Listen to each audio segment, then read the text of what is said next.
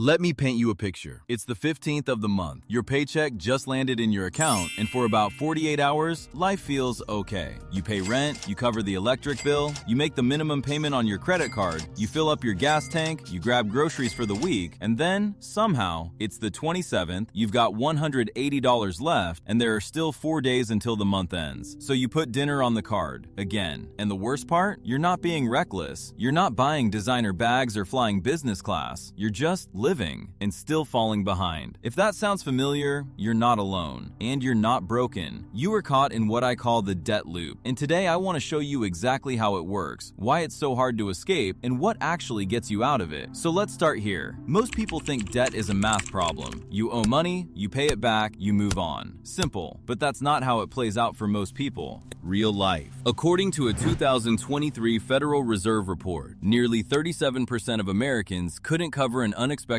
$400 expense without borrowing money or selling something. Not $4,000, not even $1,000, $400. And here's the math that should genuinely disturb you. The average American household carries around $6,200 in credit card debt at any given time. At an average interest rate of about 20%, if you're only making minimum payments, let's say $130 a month, you won't be debt-free for over 6 years, and you won't have paid $6,200. You'll have paid closer to $11,000, nearly double what you borrowed, almost $5,000 handed to a bank for the privilege of being broke. That's not a debt, that's a subscription to staying poor. Now, here's where I want to challenge something that most financial advice completely skips over. The debt loop is not primarily a money problem, it's a psychology problem. And until you understand that, no spreadsheet in the world will save you. Think about this. Have you ever gotten a raise and then 6 months later, somehow, you're still just as tight on cash as before? There's a name for that. Behavioral economists call it lifestyle creep. The moment your income goes up, your spending adjusts almost automatically. New income, new normal, same anxiety.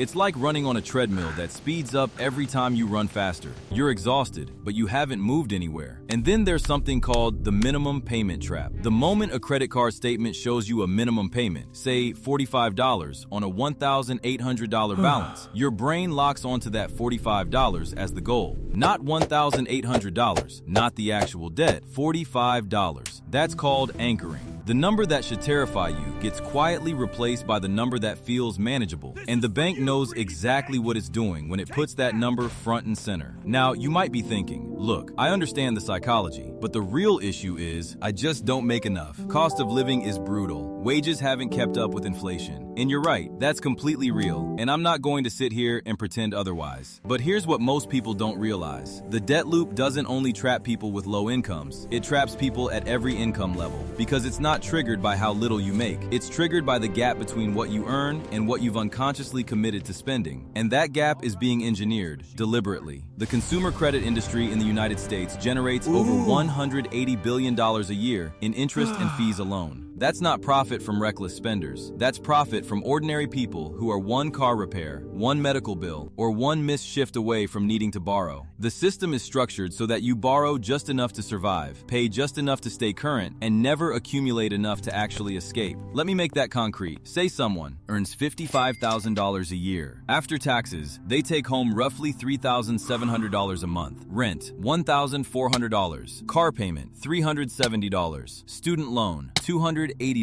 Credit card minimums, $160. Insurance, utilities, phone, around $420. That's $2,630 gone before a single meal is bought or a single gallon of gas is pumped. They have about $1,070 left for everything else: food, transportation, clothing, healthcare, and any unexpected expense life decides to throw at them. They're not irresponsible. They have no savings. Not because they failed, but because the math was never set up for them to win. And when something breaks, the car, a tooth, the water heater, they don't have $900 in cash, so it goes on the card. The balance grows, the minimum payment goes up, and the loop tightens. So what actually breaks the loop? Here's the truth, and I want to be straight with you, because it's not one magic move. The first step is stopping the bleeding. Before you invest a single dollar, before you think about side hustles or index funds, you need a $1,000 emergency buffer. Not a full emergency fund, just $1,000 sitting in a separate account that you do not touch. Studies show that having even a small cash buffer dramatically reduces the likelihood of going deeper into debt when an unexpected expense hits. That buffer is the difference between a setback and a spiral. The second step is attacking debt in the right order. Ignore the noise about which method is mathematically perfect. The method that works is the one you'll actually stick to. If small wins keep you motivated, knock out your smallest balance first. If you can handle delayed gratification, target the highest interest rate. Either way, stop making minimum payments on everything and start making aggressive payments on one thing at a time. The third step is the hardest one. You have to audit your spending, not to punish yourself, but to find the leaks. Most people are surprised to discover $200 to $400 a month quietly disappearing into subscriptions, convenient spending, and auto pay charges they forgot about. That money, redirected toward debt, changes everything. Here's the closing thought I want to leave you with. The debt loop feels inescapable because it's designed to feel that way. It's normalized. Your parents were in it, your coworkers are in it, you've been in it long enough that it started to feel like just life. But it's not inevitable. It's a system, and systems can be understood. And once you understand a system, really understand it, you can stop being a product of it and start making deliberate choices inside it. You don't need to earn more to start. You need to see more clearly, and you just did.